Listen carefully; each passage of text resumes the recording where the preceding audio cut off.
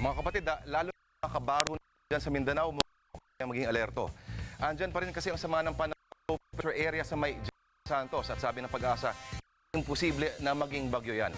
Nakatambay kasi ang LPN, tambay sabihin, halos magalaw dahil nasa posible pa itong kumuha ng lakas, humakot ng at magdala ng ulan. Pero ayon sa ating weather, bukas, posible man daw malusaw ang PA na yan. Pero malusaw man, maghanda na rin tayo mga mukha kasing maging ulap at posible pa rin magkakaroon ng kalat-kalat na ulan sa Visayas at Mindanao.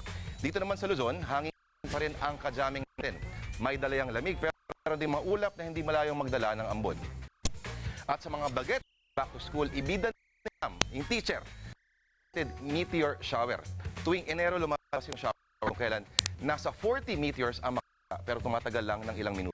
Pinakamakikita raw ang quarantines mamayang alas 11 ng gabi hanggang alas 2 ng madaling araw. Pero yan ay kung swertehin tayo at hindi maging maulap. Pero maiba tayo.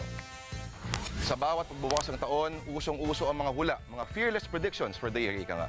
Pero muli natin kilalanin ang pinakasikat na mga hula sa kasaysayan, si Nostradamus. Nahulaan niya ang pagkamatay ni Henry II, ang Great Fire of London, ang kapanganakan ni Napoleon at Hitler, at ang pagsabog ng bomb. Pati na rin daw ang pagpatay kay JFK at ang utol niyang si Robert Kennedy.